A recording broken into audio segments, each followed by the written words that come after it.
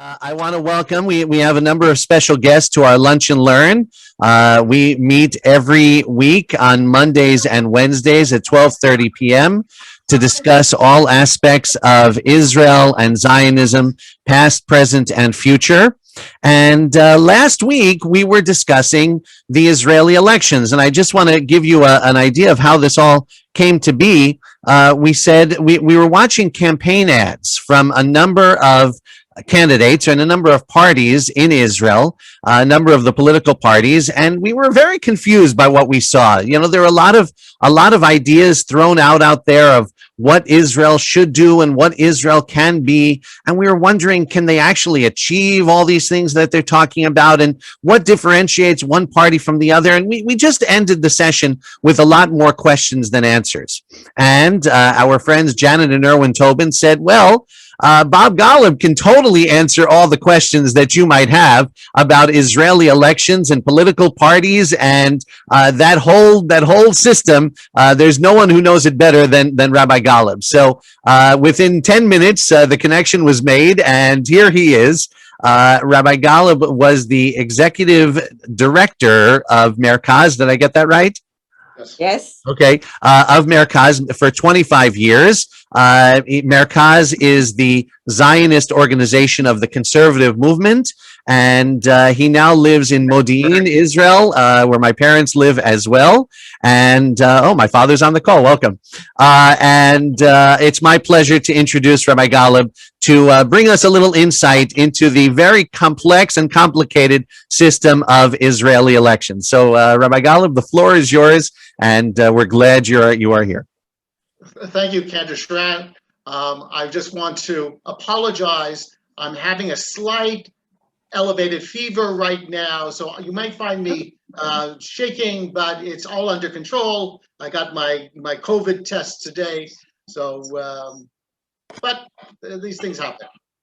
Anyhow, I'm really pleased to join you. I have had the opportunity to speak for Janet and Erwin at the shul in the past, and talking about Israeli elections is a wonderful thing. Although I can't say that what you're going to hear will be the last word on all these matters, but it will, hopefully I'll be able to put some order in things. Oh, he said that before. So, as a little, we got his. So, as you know, this is the fourth national election in 2 years. There were elections in February or March and the fall of 2019. Neither one resulted in any government being formed. There were elections in March of 2020, and that created the joint government of Bibi Netanyahu and Benny Gantz. So that was supposed to be the assurance that things would be stable and that that people would have the opportunity, the government would have the opportunity to take the kinds of decisions and the kinds of measures that were necessary to handle the COVID problem. Unfortunately, despite his promises to Benny Gantz, the head of the Blue and White Party, that he would have no shtikim and no trickim, no shticks and no tricks. In fact, Bibi Netanyahu went and he made it impossible for that government to continue. The big question was over the passing of a budget. Israel, like other countries, needs to have a budget passed every 12 months. We have not had a budget passed in more than 2 years. And there's no way, therefore, to anticipate what the needs are going to be and what the resources are going to be if we don't have a budget. One can amend a budget, but one has to have a budget to start with. Bibi saw this as a way to get out of the arrangement with Benny Gantz, and so he simply said, I'm not passing a new budget, and that brought about the collapse of that blue and white Likud government, which had been formed in the spring of 2020 and brings us to our new elections at this time. Now, if you look around Israel, you will see very little in terms of political hype in terms of rallies or speeches or whatnot, and that's largely because people here are completely exhausted by having had 3 elections to date and going into a 4th election with no guarantee that this 4th election will be the last of the elections. And we're already talking about a 5th election taking place in August. People have been deadened because of the corona situation. That's top on the priority list. And the elections are taking very much second place in people's imaginations. Now, how does Israel form a government? As you know, there are 120 people who are elected to the Knesset. The Knesset has 120 members, and therefore, whichever coalition has 61 plus members supporting it takes the government and forms the government. Right now, it is doubtful that either bloc, either the Likud bloc headed by Bibi Netanyahu, or the opponents to Bibi, which include Yair Lapid's Yesh Atid, Gidon Saar's Tikva Hadasha, Naftali Bennett, Yamina, etc. It looks impossible for either group to form a government. Or in order to do so, it means sitting with people with whom you have no ideological connection. So that's the situation that we face ourselves right now. The election will take place on the 23rd of March, on Tuesday, and then there will be at least a month, if not 2 months, of negotiations to try to put together a coalition government. Prime Minister Netanyahu goes into these negotiations with 3 strong supporters. He has, of course, his own Likud party, which is the largest party in Israel, with about 30 mandates being predicted, plus minus. He has the Haredi party, the Agudat Yisrael, with about 7 to 8 members of Knesset. He has the Shas party, also a Haredi Sephardic party, with about 7 or 8. And he has the Tzionut Hadatit, the religious Zionists, who are the remains of the Naftali Bennett's party that did not go with him. And the Naftali Bennett's party, this new party, Tzionut Hadatit, has some pretty radical members in it, including Itamar Ben-Gvir, who is a Kahana supporter, and others who are on that of that ilk as well. But right now, it's likely that Netanyahu's 4 parties will get around 56, 57, 58, and not enough to form a government. It is anticipated that he's going to be trying to pick off some members of the other parties and make them offers that they cannot afford to give up, such as agreeing to make them ministers and giving them cars and all sorts of other perks. He's done that before, and one expects that to happen again. But still, it is not clear that Netanyahu has the 61 seats in hand to form a government. Let's go to the opponents of Netanyahu. The opponents of Netanyahu run the gamut from right wing all the way to left wing. And the only thing that unites them all is their desire to get rid of Bibi Netanyahu. Netanyahu has been prime minister now for 15 years, and there are those who want him, and there are those who said, we're tired of him, he's done enough, he has taken the prime ministership and formed and gotten whatever kinds of benefits he can get from it, and we just want him out. So who are in the opponent group? So you have 2 right-wing parties. They are parties that are either were at one time part of the Likud or just to the right of the Likud.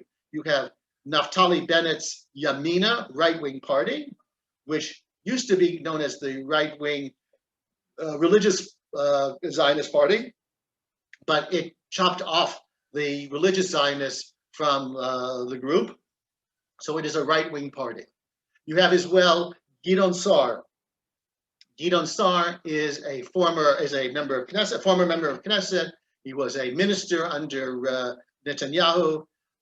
He is clearly someone who has the potential for leading a government. The only problem is he doesn't have the number of votes needed to lead this group of opponents to Netanyahu. Each of the two parties, Bennett is himself the son of American Olim from Haifa. I knew his parents in Haifa. Bennett and Sa'ar, they have between them about 20 anticipated members of Knesset. You have also, moving further to the left, in the center left, if you will, you have Yair Lapid. Yair Lapid formed a party with Benny Gantz 2 years ago, Blue and White, and was with Blue and White and Benny Gantz until last year when Benny Gantz said, I'm leaving Blue and White, I'm going to form a government with Bibi Netanyahu because the needs of the country and the social political needs at this time are so great that we have to work together. Gantz thought that he had written in stone all of the requirements and all of the caveats for a joint government, that Netanyahu would lead the government for the first year and a half, and then Gantz would take it over. There would be budgets being presented, but as we learned, promises are one thing that Bibi makes, but carrying through on those promises to a political opponent are something quite different. So there is Yair Lapid. Yair Lapid, the Yesh Atid party, has about 20 anticipated seats coming into the government, to the Knesset. So that, on the one hand, is good, but it creates its own problems. So that if Yair Lapid has 20 and Sa'ar and Bennett each have about 10, you have 40, you're getting up to the 61 threshold that you need to form a government. In addition to those three parties, you have the Russian party of Avigdor Lieberman, Israel Beitenu, which has about anticipated to get 7 seats. You have the Labor Party, of course, the historic party that formed and founded the state of Israel. They're anticipated to getting around 6 or 7 members of Knesset. And then there are 2 smaller parties that are right now on the tipping line between getting in and being left out.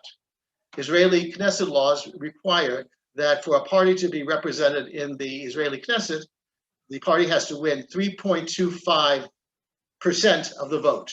That is to say, they have to elect 4 members of Knesset to the Knesset. And 2 parties who are in that position where it's not clear whether they'll make it are Blue and White of Benny Gantz and the historic Socialist Party Meretz to the left of Labor.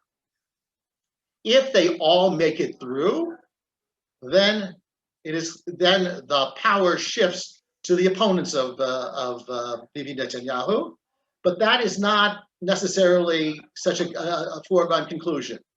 Both Gideon Sa'ar and Naftali Bennett have said that they will refuse to sit in a government where Yair Lapid, who is leading the largest party, is going to be the prime minister. They don't mind if Yair Lapid is going to be one of many parties in their coalition, but they refuse to be sitting as right-wing politicians under a center-left-wing government. So that creates its own problems. How do you form these different groupings, whether you are for Bibi or against Bibi, so that you can form a government? Let me stop here, and I'll be happy to take a question or something. Cantor, you can pose anything you want, and I'll take it from there. Well, thank you. And first of all, I really appreciate the introduction that you gave. And if you're not feeling well for any reason, please let me know and we'll move on. If anyone has any questions for Rabbi Golub, please put them in the chat. We'll be happy to take them as we get them. My question to you is, this is the fourth election in 2 years. All of the others, Netanyahu is still the prime minister, despite a lot of talk and even daily protests in front of his home. Do you foresee any changes this time? Do any of the other candidates have a shot? Well, so my hope, and I don't call it a hope, is that the opponents to Bibi, from Gideon Sa'ar, Naftali Bennett, Yair Lapid, and the others, will figure out a way to form a block of at least 61 seats to challenge the Netanyahu government. What happens is that the parties have to go and have to meet with the president of Israel, Ruby Rivlin, and they have to say who is it that they want to support for prime minister. So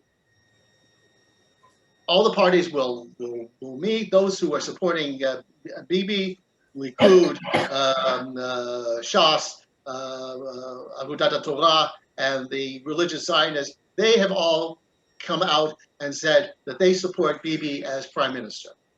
The question is, what about the alternative group?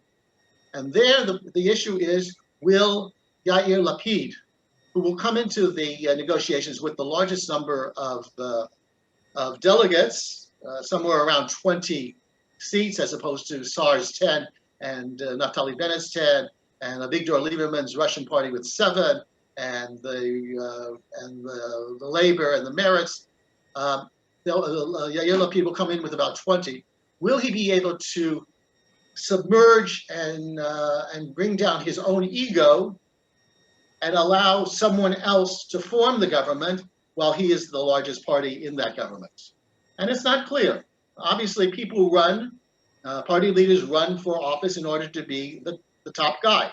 It takes a lot of sensitivity. It takes a lot of determination to say, I'm going to pass right now in order to get the more important goal, which is to replace Bibi as prime minister. Well, let me ask you something, Bob. It's Janet. Yes. Okay. What about the Arab Israeli parties? Where do they stand? And how many of them have maybe shifted over to Bibi?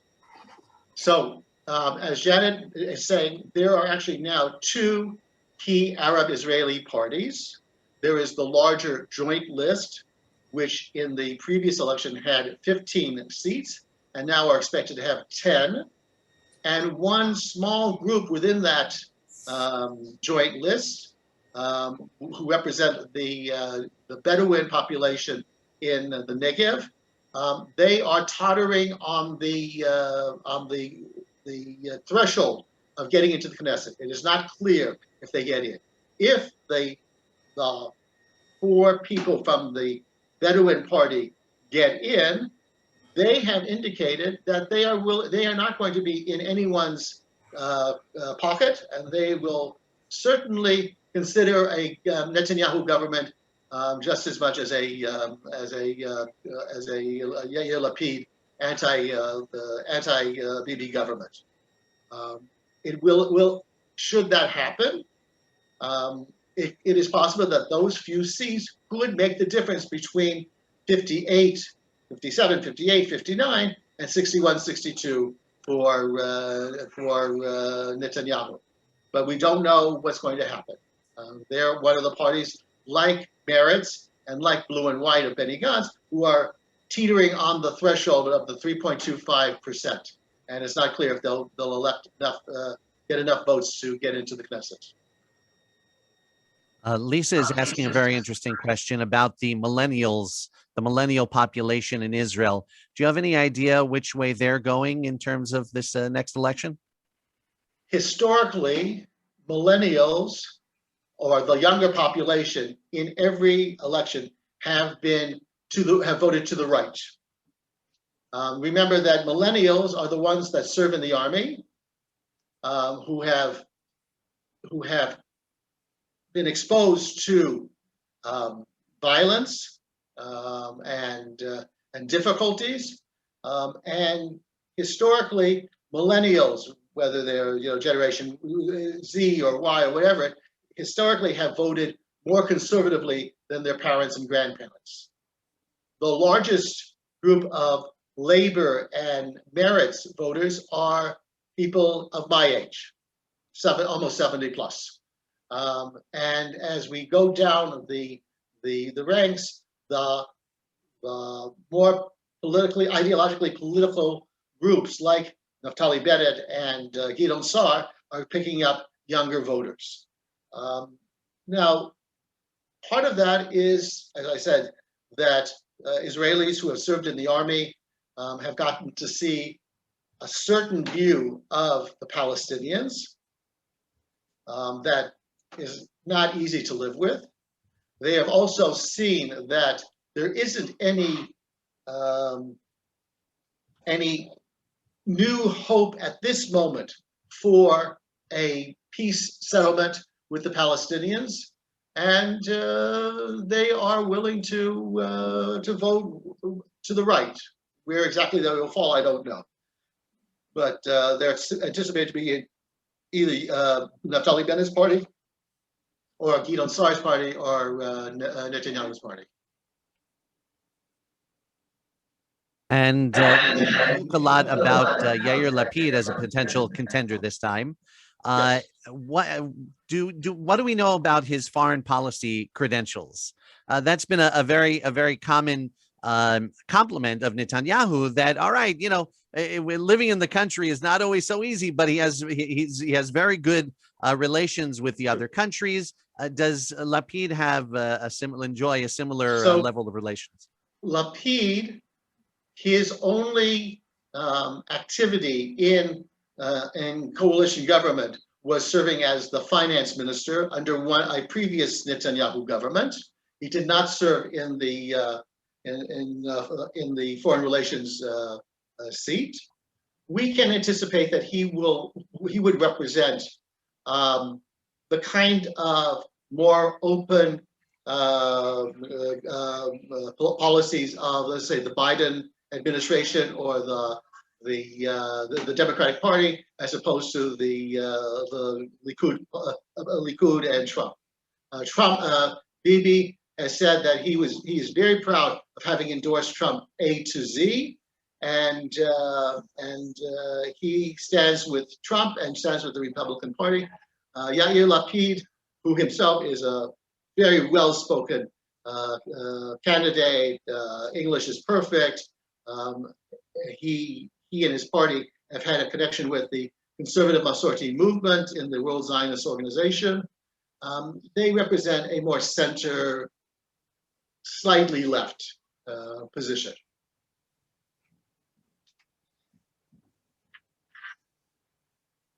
If anybody else has any other questions for Rabbi Golub, please feel free to jump in or put them in the chat, and I'll be happy to ask. So when all is said and done, and I might be jumping the gun on this question, but do you think this election will bring any real change? Can you foresee anything different after March 20th? So we're already talking about fifth elections that would take place in August. And people are laughing because in August, by that time, so many Israelis will have been vaccinated twice. Right now, 60%, 70% of the adults have been vaccinated.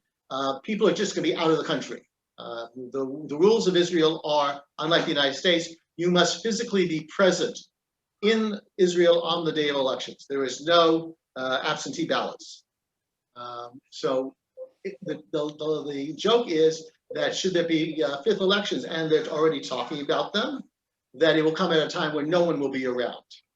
I hope, but this is only my hope, I hope that finally politicians who have taken a position against Netanyahu and have said that irrespective of his policies, and the policies that Gideon Sa'ar and Naftali Bennett represent are not all that different from those of Netanyahu, that those political leaders will find a way to submit and put down their own political egos to form a government that will replace Netanyahu.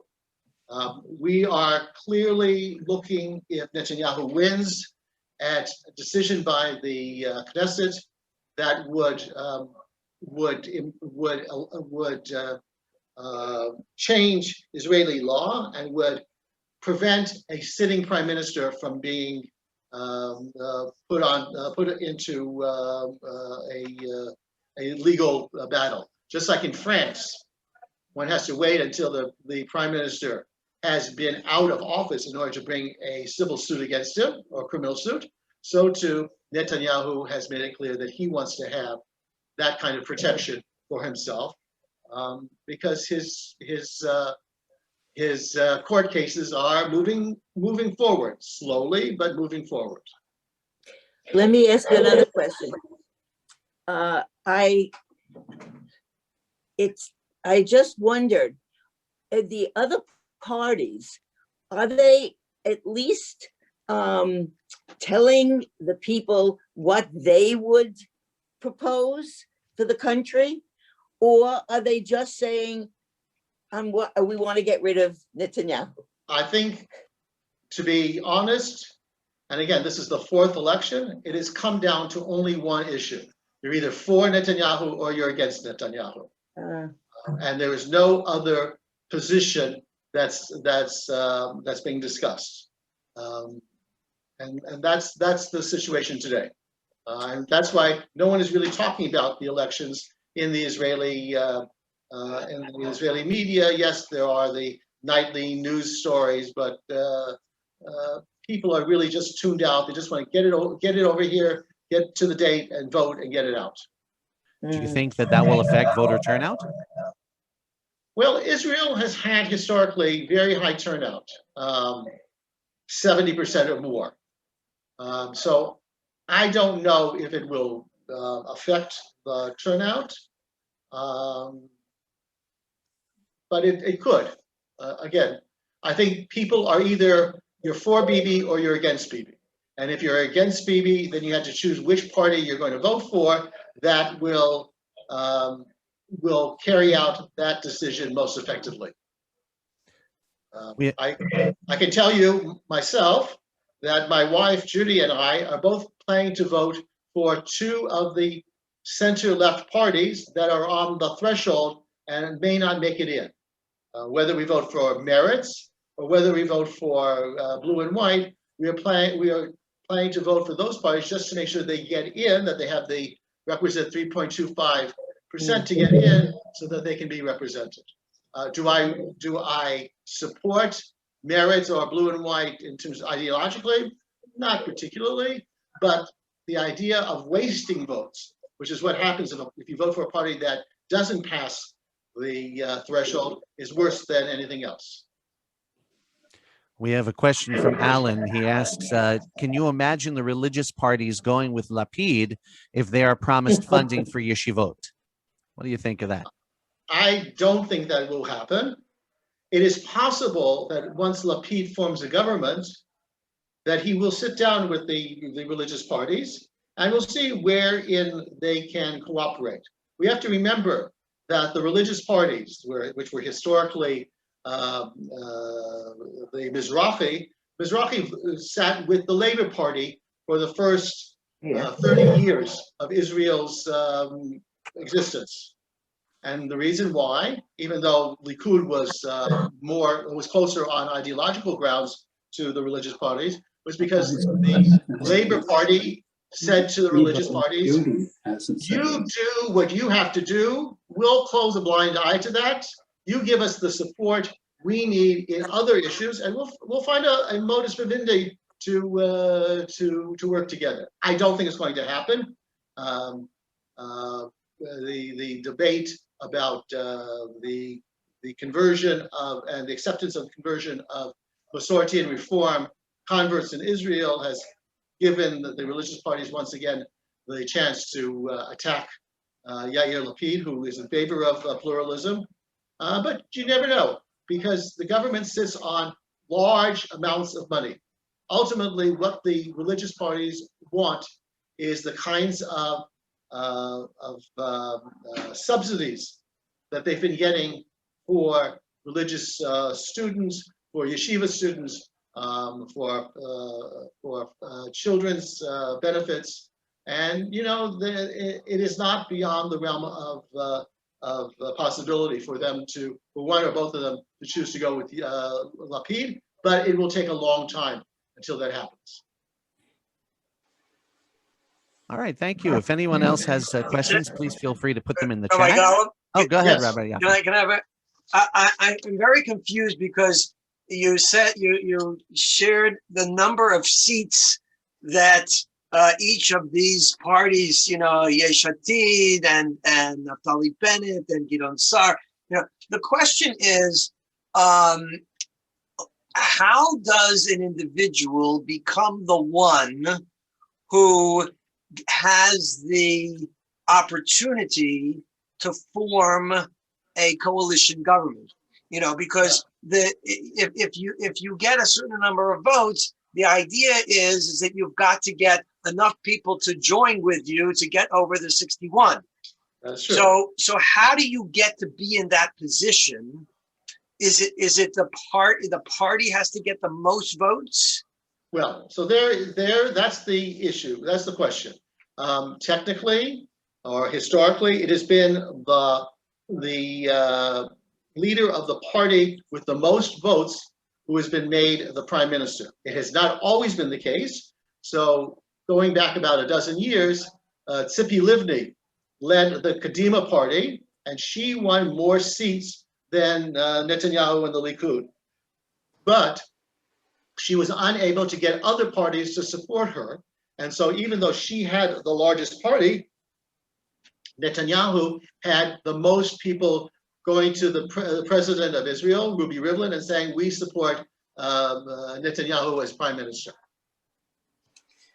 So it's forming, the party has to have a certain number of seats, and the coalition group, the Gush, the bloc, has to have a certain number of seats. In your mind, when you say it's either Bibi or not Bibi, those people, particularly you said, you know, with Gideon Sar and Naftali Bennett, who are pretty much along the same policy lines as the Likud government, right?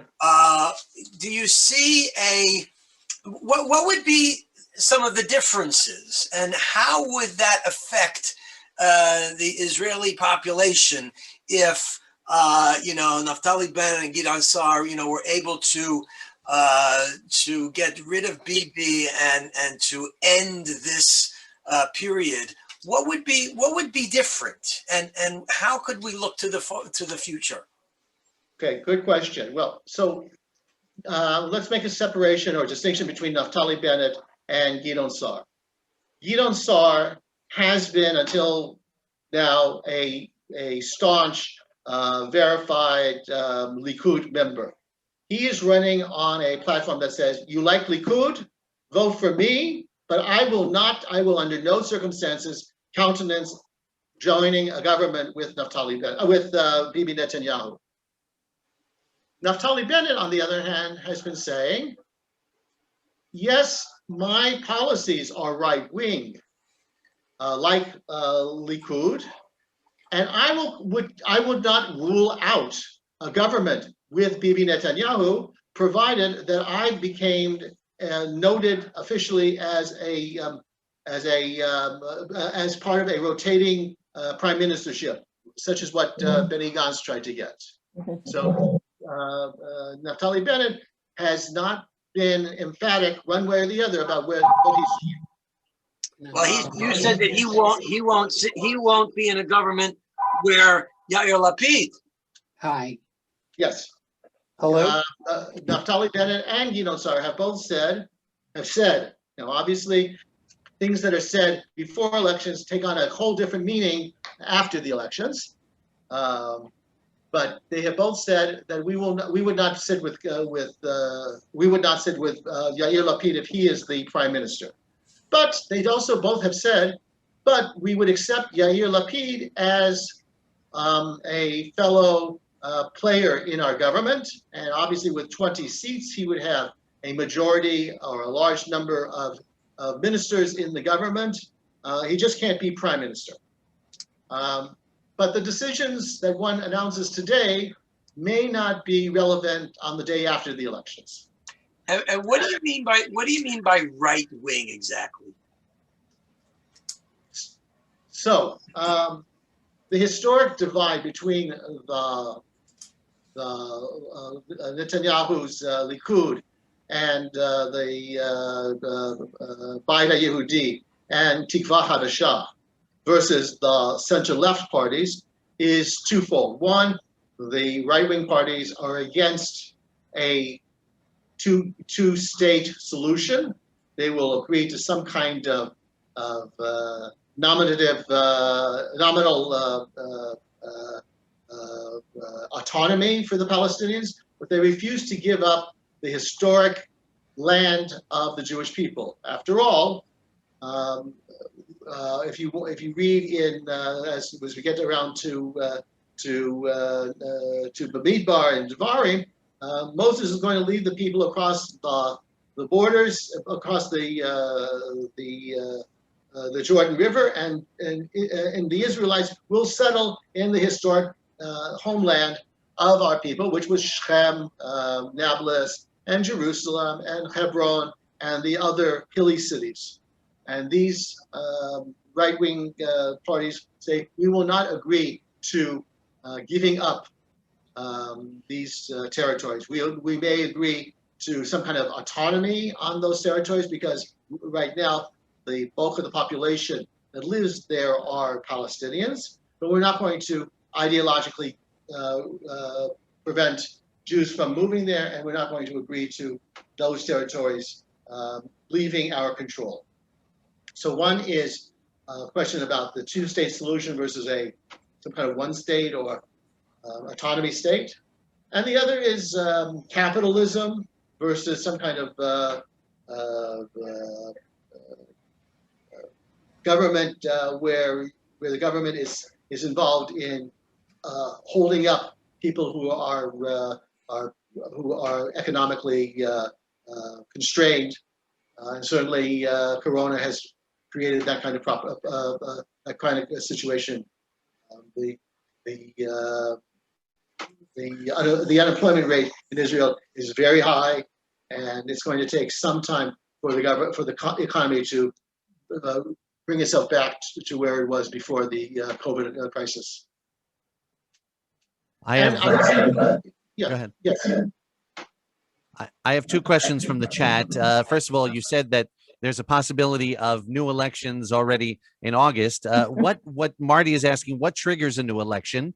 Is it a time deadline for adopting a budget coalition government or something else? It's, well, if there is no government that is formed, then that would trigger a new election. So if Netanyahu comes in with 58 and Lapid comes in with 58, and you can't bring up anyone else, that's going to prevent the triggering a new election. I'm going to be out in 1 second, please. So one thing that will trigger new elections is if neither bloc will get the 61 seats needed to form a government.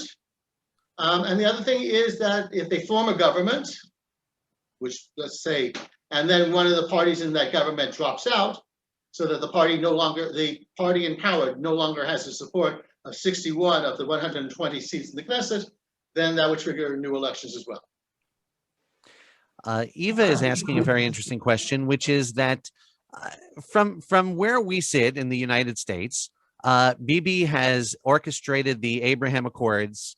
He also was very successful in vaccinating, the majority, I believe, of Israelis. A very successful vaccination program from which we can learn a lot here in the United States.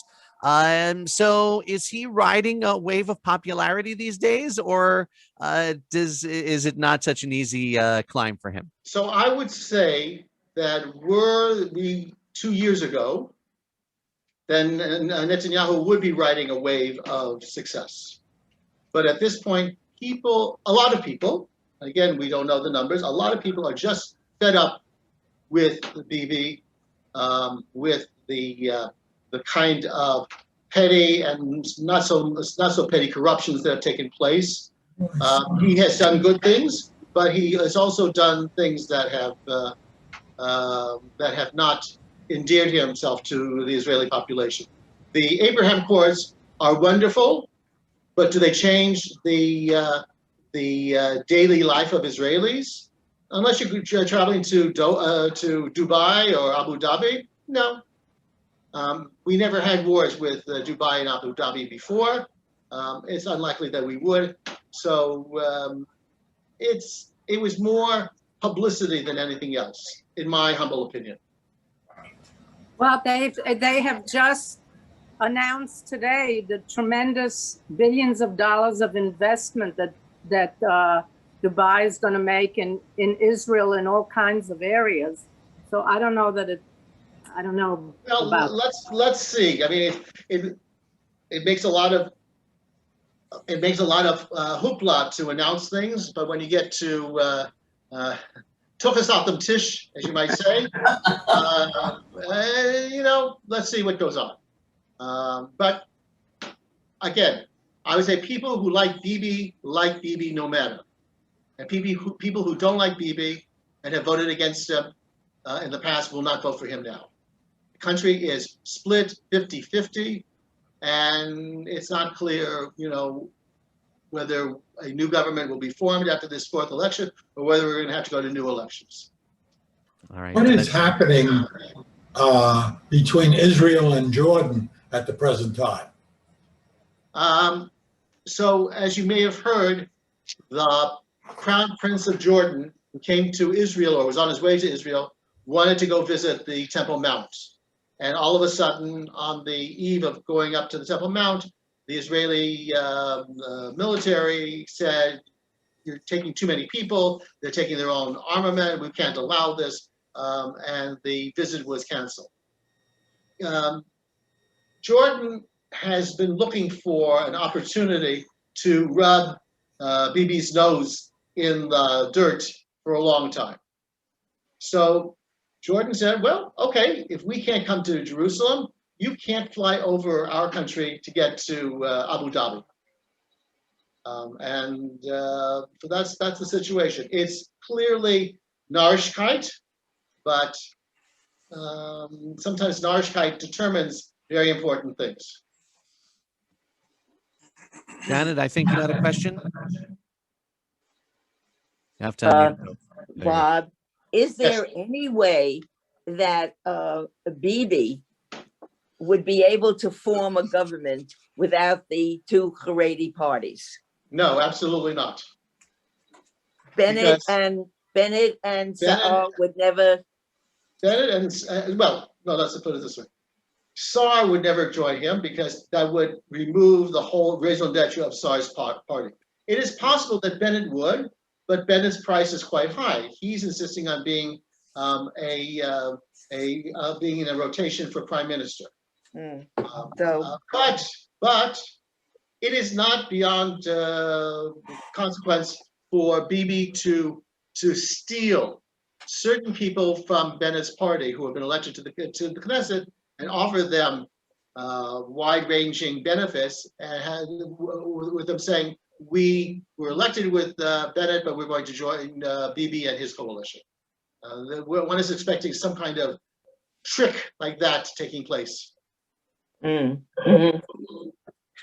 Madeline is asking about the ultra-Orthodox. We haven't talked all that much about them. The very, very right-wing parties. What kind of influence do they have in this election?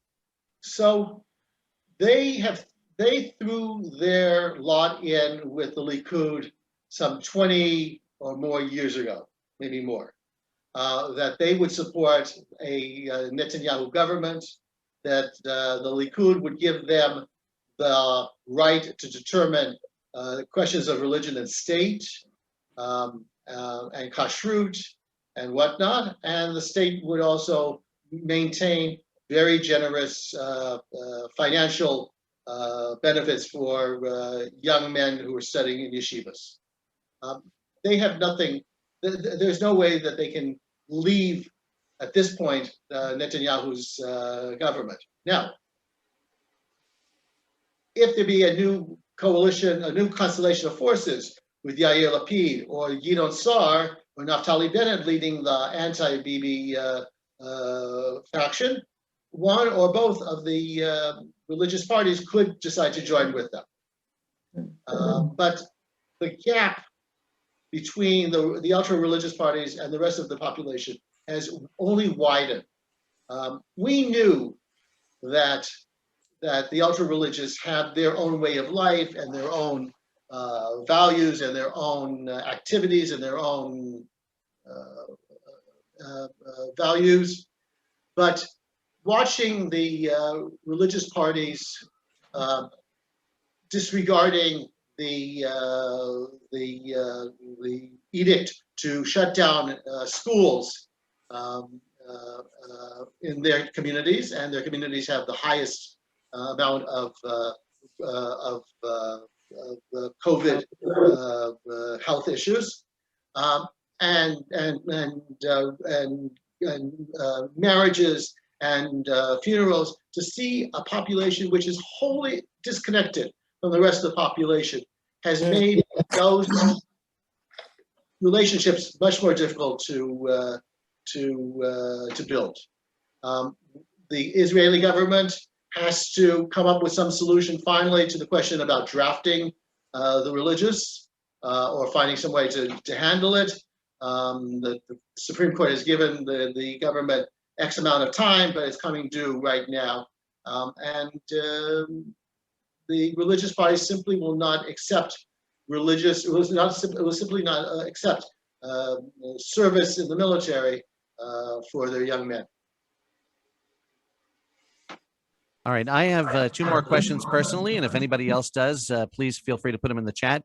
Judy is asking if you can imagine a time where Israelis might vote for a candidate instead of a party. She said it happened once before. I'm not sure, but it has happened before. Netanyahu was elected in a split kind of system where one could vote for one person for prime minister and another party for Knesset representation. And it was thought that that kind of system would eliminate the small parties and force the parties to merge together into big blocks.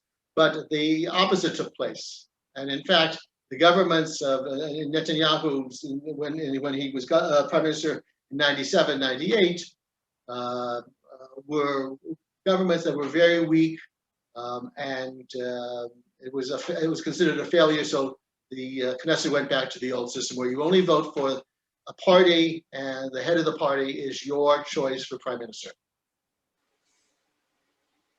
Okay, well, thank you for all the wonderful information. I want to change gears just a little bit in the few minutes we have left, and that is, I would imagine that you have your finger very much on the pulse of the whole conversion issue, which has become in the news, which has come up in the news again. The Supreme Court voted that that conversions done by Reform and conservative rabbis should have some sort of relevance in Israeli society. I've got to say that from my position on this side of the pond, I don't quite understand the whole ruling. What can you tell us about it and its implications for us as conservative Jews? Yes. So, as you may know, anyone who converts to Judaism outside of Israel in a recognized congregation, Reform, Conservative, or Orthodox, that person has the right to move to Israel and obtain Israeli citizenship. The person is not guaranteed services by the chief rabbinate. So someone who comes in on a conversion as a Reform or Conservative Jew doesn't have the right to go to the chief rabbinate and say, I want to get married, please do my wedding. But you at least have the right to be noted in your Israeli identity card that you are a citizen of Israel and gain Israeli citizenship. The issue had been, for the last 15 years, what about conversions performed in Israel? And there were a small number of Jews or people who converted to Judaism through the Reform and Conservative movement in Israel, who were living in Israel already, and they wanted to gain through that act of conversion their rights as citizen. Not to gain religious services, but at least to be counted as a Jew in the population registry. And the Supreme Court has been saying for the last 15 years, you know, Knesset, this is an issue of fundamental importance. We should not be making that decision. You, as the Knesset, should be solving it. But whenever the Knesset, and it was mostly during, obviously, Netanyahu's government, when the Knesset would meet to deal with it, and a proposal had been suggested, the ultra-religious parties said, absolutely not. We don't accept in Israel that Reform and Conservative Judaism is a valid alternative religious movement. We can accept it in Chutz La'aretz and outside of Israel, but we can't accept that in Israel itself. So finally, the Supreme Court, and I think it was a decision of either 5 or 7 judges, or maybe 9 judges, it was quite a large number of judges who were impaneled for this decision, said, look, we've been sitting and waiting for the Knesset to rule on this issue. The Knesset has refused to do so. We have people who have been in this country for 15 years and whose status has not been determined. We're talking about children who are the products of surrogate mothers who have to be converted. We're talking about people who come to Israel to study and decide they want to stay in Israel. There are small groups of people who have been converted in the Reform and Conservative movements in Israel and who want to gain the status of citizenship. And finally, the Supreme Court said, the Knesset has given us no option but to rule. It shouldn't be something that we should be doing because this is a fundamental issue, and the Knesset, which represents the opinion of the people, should make this decision. But if the Knesset can't or won't, then we have to step in and do it ourselves. So these 15 people were ruled to be citizens of Israel, that their conversions to Judaism through the Reform and Conservative movements were accepted. The attack by the Likud and the religious parties has been, well, you know, all of the African refugees who are in Israel are now all of a sudden going to come out and seek citizenship in Israel by converting to Judaism, because the Reform and Conservative are easy ways in. But the movements have said, no, we are not accepting anyone for these conversion courses unless they have regularized, standardized, organized status in the country. And refugees do not.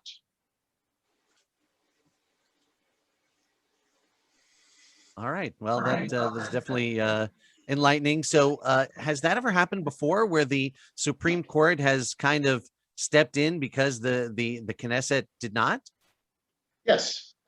Actually, the chief rabbinate schools are not the only schools that are allowed to convert people. There are a small network of ultra-Orthodox schools, conversion schools, that have been recognized for the purposes of conversion and for giving citizenship. And so the Supreme Court said, we as a secular government in a secular society cannot say one form of conversion is acceptable and another one is not. We have to say there are many forms to become a Jew, and we will accept certain amount of Reform and Conservative Jews who convert to Judaism in Israel to become Israeli citizens.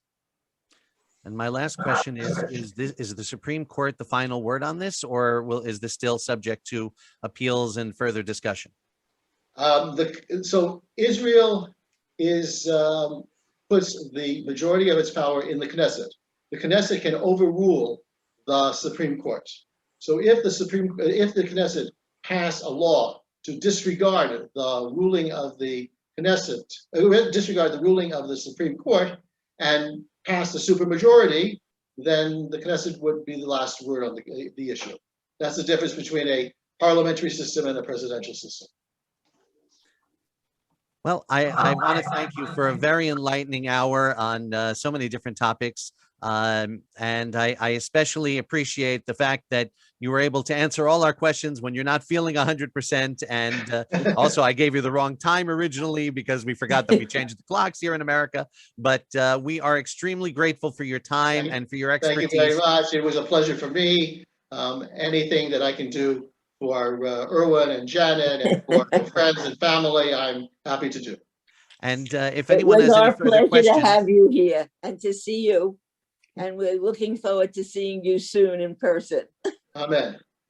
And the rabbi and Josh, you do a great job.